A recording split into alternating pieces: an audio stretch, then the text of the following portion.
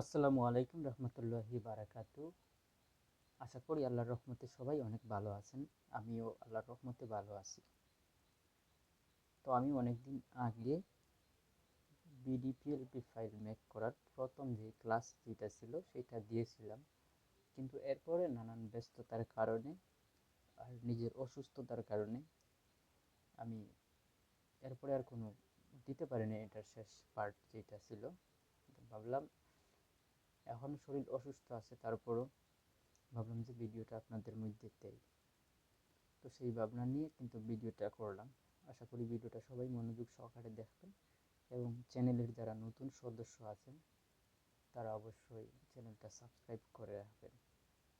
তো আপনি দেখতে পাচ্ছেন যে আমার ওইখানে যতটুকু কাজ করেছিলাম এর পরের কাজটুকু আমি দেখাচ্ছি। প্রথমে আমাদেরকে এরকম একটা বর্ডার করে নিতে হবে, সেটা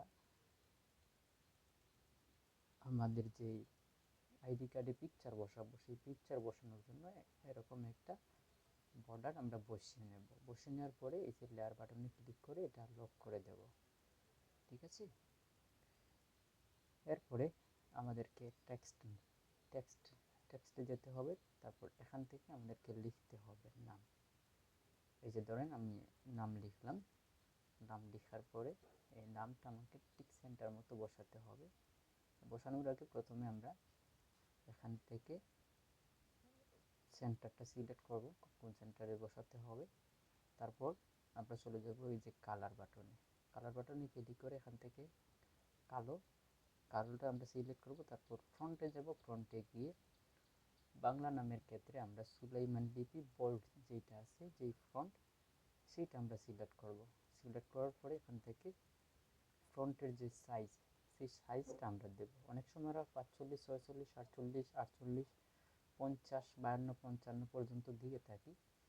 সেটা কার্ডের উপর ডিপেন্ড করে যে কোন কার্ডে কতটুকু দেওয়া লাগবে। তো ছোটো বড়ো করলে কোনো সমস্যা হবে না যদি ফন্টগুলো ঠিকঠাক থাকে। তারপর নাম লেখার পরে সেন্টারে বসাইয়া দিলাম। এখন আমাকে আবার নিউ টেক্সটে যেতে হবে। যাওয়ার পরে এখানে আমরা নেম লিখব ইংরেজিতে। নেম লেখার পরে নেম এটা আমরা সেন্টার মতো বসিয়ে দেব। সেন্টার মতো বসিয়ে দেব। বসানোর পরে আমাদেরকে কালার সিলেক্ট করতে হবে। এখান থেকে কালো কালারটা সিলেক্ট করে টিকমার্ক দিয়ে তারপর আবার চলে যাব ফ্রন্টে। ফ্রন্টে যাওয়ার পরে এখান থেকে আমাদেরকে এরিয়াল এমটি যে ফন্ট আছে সেটা সিলেক্ট করতে হবে এবং এরপর চলে আসবো আমরা সাইজ।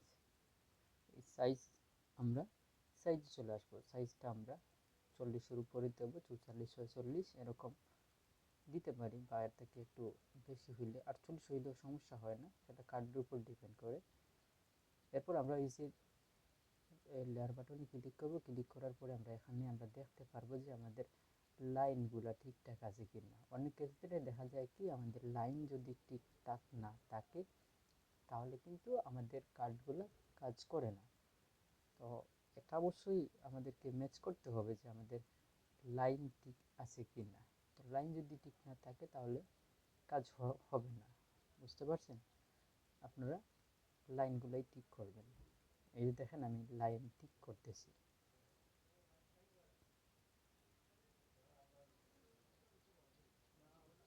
আপনাদের ভিডিওটা খুব মনোযোগ সহকারে দেখবেন এবং যারা নতুন আছেন নতুনদের জন্য বলতেছি ভিডিওটা খুব মনোযোগ সহকারে দেখবেন এবং ভিডিওটা দেখা শেষ হওয়ার পরে একটা করে কমেন্ট করে যাইবেন।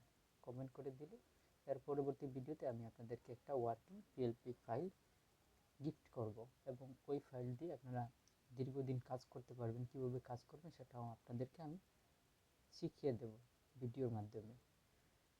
তো এরপর তো আমাদের লিখতে হবে পিতা। আমি পিতা লিখলাম। লেখার পরে এটা সেন্টার মতো নিয়ে আসবো। এই যে দেখেন সেন্টার মতো নিয়ে আসছি। আমাকে আর একটু নিচের দিকে নিতে হবে কারণ অনেকটা উপরে চলে গেছি। তারপর সেন্টারে বসাবো। আমি দেখবো আমার সেন্টারটা ঠিক আছে কিনা।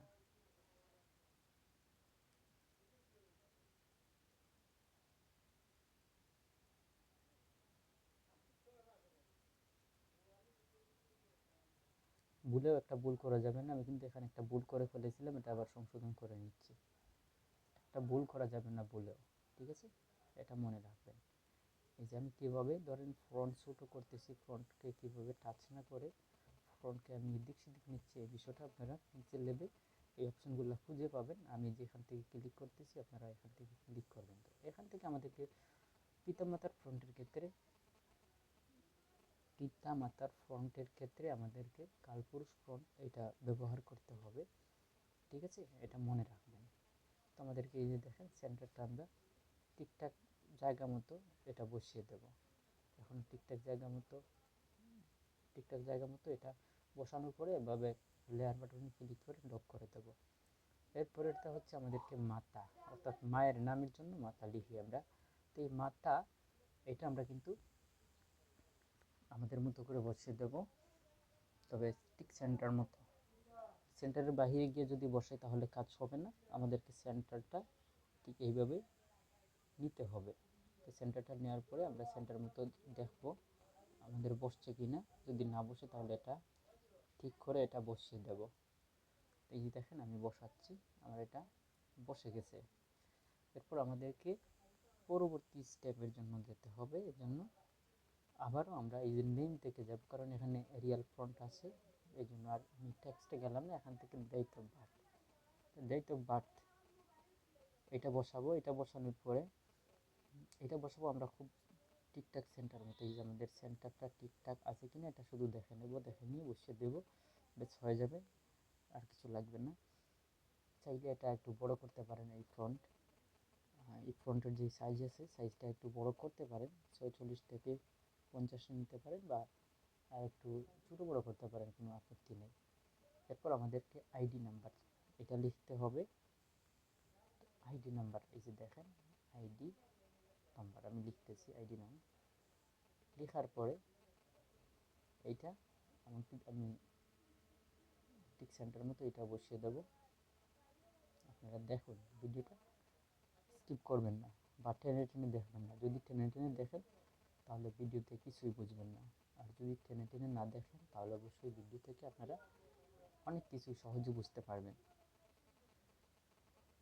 তো আপনারা দেখতে পাচ্ছেন যে আমি আইডি নাম্বার, নাম, নেম, পিতা মাতা, ডেট অফ বার্থ, আইডি নাম এগুলো আমি বসিয়ে দিয়েছি। এরপর এই বাটনটা আমি লক করে রাখছি।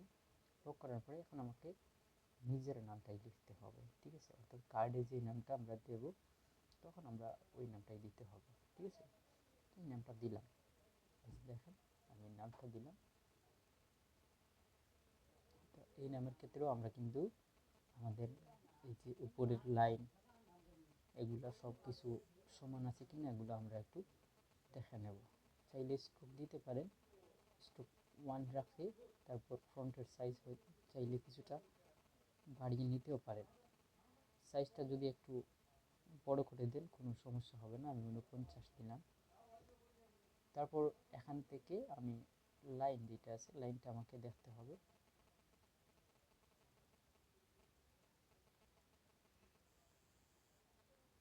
আমি ফ্রন্টের সাইজ একটু ছোটো করে দিচ্ছি, এখন দেখি আমার লাইন ঠিক আছে কিনা। আমার লাইন ঠিক আছে। এখন আমি নিচের লাইনটা আমি সমান করে নিলাম, যাতে আমাকে পরবর্তীতে আবার নিচের লাইনে লেখা লাগবে।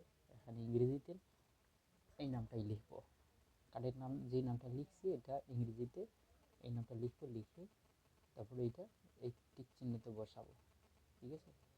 বসানোর পরে আমরা দেখবো যে আমাদের লাইন ঠিকঠাক আছে কিনা, সমান হয়েছে কিনা। যদি সমান না থাকে তাহলে আমরা সমান করে নেব, যাতে আমাদের অসুবিধা না হয়, ঠিক আছে। তারপর আমরা পরে যে পিতার নামের অংশে যাব। পিতার নামের অংশে যাওয়ার পরে আমরা এখান থেকে পিতার নামটা বসাতে হবে আমাদেরকে। তো পিতামাতার নামের ক্ষেত্রে আমরা কালপুরুষ যে ফর্মটা ইউজ করে থাকি সেটা ইউজ করবো, এটা মনে রাখতে হবে। এখানে ফ্রন্টের কোনো ঝামেলা হইলে অনেক সময় কাজ করে না। তো এই পিতার নামটা আমি এখানে লিখলাম, লিখে এটা বসিয়ে দিলাম। তো বসানোর পরে আমাকে পিতার নামের সাইজ যেটা আছে এটা একটু ছোটো করে নিতে হবে, 40, 41 এরকম 42 দিতে হবে, কারণ উপরের যে নাম নিজের নাম যেটা আছে এই নামটা মানে যদি বড় হয়, পিতার নামের সাইজ কিন্তু আরও ছোট হতে হবে, বুঝতে পারছেন? তখন মাতার নামটা আমরা লিখব।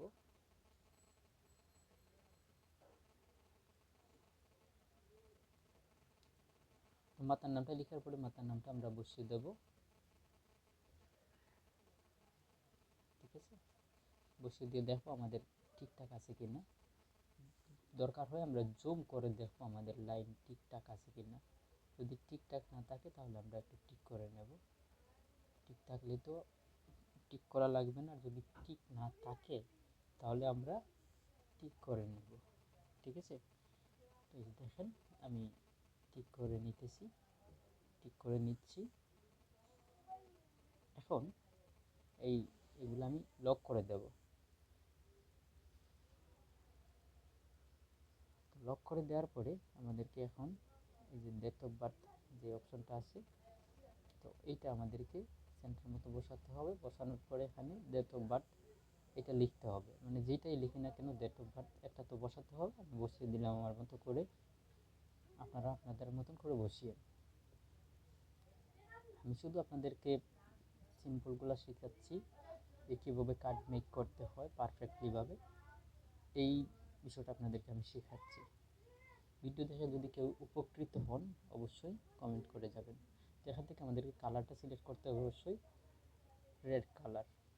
আমরা সবসময় লাল কালারটা সিলেক্ট করি। তারপর আমরা আইডি নাম্বার দেব। আইডি নাম্বার 10টা 13টা 17টা দেওয়া যায়। তো 10টা এখন বর্তমানে চলতেছে, মানে বর্তমান যে আইডি কার্ডগুলো আছে এগুলোতে 10টা করে চলতেছে। তো সেই হিসাবে আমরাও কিন্তু 10টা করে দিচ্ছি। এখন আপনি চাইলে 13টাও দিতে পারেন, 17টাও দিতে পারেন। আইডি নাম্বার ফ্যাক্ট হয় না, 10টা 17টা 13টা দিতে পারেন। এটা 2001-এর উপরে গেলে 10টা দেওয়াটাই বেটার। আর 2000-এর নিচে গেলে 13টা, 1980-এর নিচে গেলে 17টা, এরকম দিতে পারেন, কোনো সমস্যা নেই। তো এখান থেকে দেখেন ফ্রন্টের সাইজ হয়তো একটু ছোটো বড়ো করতে পারি, ছোটো করব না। এটা স্ট্রোক দিলাম, স্ট্রোক দেওয়ার পরে এটা একটা লক করে দিলাম, ঠিক আছে? আমরা দেখবো যে আমাদের ফ্রন্টের সাইজ বা লাইন এইগুলো সম্পূর্ণ সব কিছু আমাদের মিল আছে কিনা, এখানে কোনো ঝামেলা আছে কিনা আমরা সম্পূর্ণ সব কিছু দেখে নেব। তারপর আমরা যদি আমাদের করি যে ধরেন কোনো ক্ষেত্রে আমাদের সিগনেচার ফ্রন্ট, তো সিগনেচার ফ্রন্ট অনেকে প্রশ্ন করে যে ভাই সিগনেচার ফ্রন্ট কোথায় পাওয়া যাবে, কিভাবে পাবো? আর তাদের জন্য আমার আসলে ছোট্ট একটা সাজেশন হইল, আপনারা যারা সিগনেচার ফ্রন্ট খুঁজেন তারা চাইলে ক্রম ব্রাউজারে গিয়ে লিখবেন যে signature font. Just signature font লিখলেই কিন্তু আপনাদের কাছে মানে কয়েকশো ফ্রি সিগনেচার ফ্রন্ট আপনারা ডাউনলোডিং পেয়ে যাবেন। অনেক ওয়েবসাইট আছে যেই ওয়েবসাইটগুলোতে ফ্রিতে ডাউনলোড করা যায় সিগনেচার ফ্রন্ট। সেখান থেকে আপনারা বেছে বেছে আপনাদের মনের মতো করে 2-3টা বা যতটা ভালো লাগে আপনারা ডাউনলোড করতে পারেন। ডাউনলোড করার পরে পিক্সেল ল্যাবে এড করবেন, এড করার পরে আপনারা ইউজ করতে পারবেন, কোনো সমস্যা হবে না। পিক্সেল ল্যাবে কীভাবে ফ্রন্ট এড করতে হয় আশা করি সবাই পারেন, আর যারা পারেন না তারা অবশ্যই কমেন্ট করবেন, আমি দেখিয়ে দেব যে কীভাবে সিগনেচার ফ্রন্ট ডাউনলোড করার পরে পিক্সেল ল্যাবে নিয়ে আসতে হয়, আমি দেখিয়ে দেবো আপনাদেরকে। তো দেখেন আমি সিগনেচারের ক্ষেত্রে একটা নাম বসালাম, নাম বসানোর পরে এখান থেকে আমরা ফ্রন্ট ওইটা সেন্টার মতো বসালাম। সেন্টার মতো বসানোর পরে এই যে কালো আমাদের যেই কালারটা আছে কালারটা সিলেক্ট করলাম। তারপর এবি ফ্রন্টে এসে আমার কাছে সিগনেচার ফ্রন্ট 2-3টে আছে, আমি সিগনেচার ফ্রন্ট যেটা দেওয়ার সেটাই দেব, আমার ইচ্ছা মতো দিয়ে দেব। তারপর এখানে সিগনেচার ফ্রন্টের একটা সাইজ আমাদেরকে ম্যাচ করতে হবে, যেরকম যে সিগনেচার যেই রকম থাকে যতটুকু বড় থাকে ঠিক ততটুকুই আমাদেরকে করে দিতে হবে এইটা, ঠিক আছে? তো এটা বসানোর পরে যে আমি এটা লেয়ারটা লক করে দিলাম। লক করে দেওয়ার পরে এখন তো আর আমাদের ধরেন যে প্রাথমিকভাবে একটা কার্ড মেক করা সম্পূর্ণভাবে শেষ হয়ে গেছে, অর্থাৎ আমাদের এই কার্ডটা পারফেক্টলিভাবে মেক করা হয়ে গেছে, কারণ এখানে আমাদের যতটুকুগুলো যা যা দরকার ছিল তা তো আমরা বসিয়ে দিয়েছি। এখন আপনাদেরকে আরেকটা কথা বলি, ভিডিওটা আসলে আপনাদের চাহিদা ছিল সেজন্য আমি করেছি। ভিডিওটা যদি ভালো লাগে তাহলে অবশ্যই আমার যারা নতুন করে ভিডিও দেখবেন তারা অবশ্যই আমার চ্যানেলটা সাবস্ক্রাইব করে যাবেন। আর অবশ্যই ভিডিওটা কখনো স্কিপ করে বা টেনে টেনে দেখবেন না। টেনে টেনে দেখলে বা স্কিপ করে যদি ভিডিও দেখেন সেক্ষেত্রে আপনাদের বুঝতে সমস্যা হবে, আপনারা পুরোপুরিভাবে বুঝতে পারবেন না। টেক রিলেটেড যে কোনো ভিডিও, শুধু আমার চ্যানেলের ভিডিও না, আপনি যে ভিডিওটাই দেখেন না কেন, যার চ্যানেলের ভিডিওটা দেখেন না কেন, আপনারা ভিডিওটা সম্পূর্ণভাবে দেখবেন। সম্পূর্ণভাবে দেখলে অবশ্যই আপনারা অনেক কিছু শিখতে পারবেন, জানতে পারবেন। কারণ টেক রিলেটেড ভিডিওতে যারা ভিডিও তৈরি করে তারা কিন্তু ভিডিও তৈরি করার পাশাপাশি কিছু অ্যাডভাইসও করে। যে কথাগুলো বলে সেই কথাগুলো কিন্তু যদি কেউ শুনলে কিন্তু অনেক কিছু জানতে পারবে, বুঝতে পারবে এবং শিখতে পারবে। আমি সবাই মানে সবাই যাতে শিখতে পারে এই প্রত্যাশাটাই রাখি। আর আরেকটা অনুরোধ করব যে আসলে এই কার্ডগুলো হচ্ছে শুধুমাত্র ফেসবুক অ্যাকাউন্ট রিকভারি করার ক্ষেত্রে প্রযোজ্য। আপনারা এই কার্ডগুলো অন্য কোথাও ব্যবহার করবেন না। এবং যদি এই ভিডিও দেখে কার্ড মেক শিখে যদি এই সব দেখা যায়, যদি আপনারা এই কার্ডগুলো ফেসবুকে ব্যতীত অন্য কোনো জায়গায় ইউজ করে থাকেন কোনো ক্রাইম করে থাকেন, সেক্ষেত্রে কিন্তু আমাদের ট্রিক হৃদয় এই টিম কখনো এটার দায়ভার বহন করবে না। সেটা হচ্ছে সম্পূর্ণ নিজের মতো করে বা আপনি যদি কোনো অপরাধ করে থাকেন সেটা আপনার ব্যাপার। তবে আমি অনুরোধ রাখবো আপনারা তাতে খারাপ কোনো কিছু না করেন। আপনারা শুধুমাত্র শেখার স্বার্থে এবং নিজ ফেসবুক অ্যাকাউন্ট রিকভার করার স্বার্থে আপনারা এইসব করবেন, এইসব শিখতে পারেন। আর সবাই ভালো থাকবেন, সুস্থ থাকবেন, দোয়া রাখবেন আমার জন্য। একটু অসুস্থ আছি, আল্লাহ পাক যাতে আমাকে সুস্থতা দান করলে ইনশাল্লাহ আমি আপনাদের সবার পাশে প্রতিদিন নতুন নতুন করে ভিডিও নিয়ে আসতে পারবো। ভালো থাকবেন, আপনার পরিবারের সবাইকে নিয়ে ভালো থাকবেন। সবার প্রতি অসংখ্য ভালোবাসা এবং দোয়া রইল। আল্লাহ পাক আপনাদের সবার নেক হায়াত দান করুক, এটাই কামনা করি। আসসালামু আলাইকুম রহমতুল্লাহি বারাকাতু। হয় আরেকটা কথা, এই যে আমি কিন্তু পিএলপিটা সেভ দিই না, এই যে দেখেন পিএলপিটা আমি সেভ দিয়ে দিচ্ছি। তো আমার পিক্সেল ল্যাবে সেভ হয়ে গেছে। তখন আমি তখন চাইলে আমি পিক্সেল ল্যাব থেকে এটা আমি যে কাউকে সেন্ড করতে পারবো, কোনো সমস্যা নেই।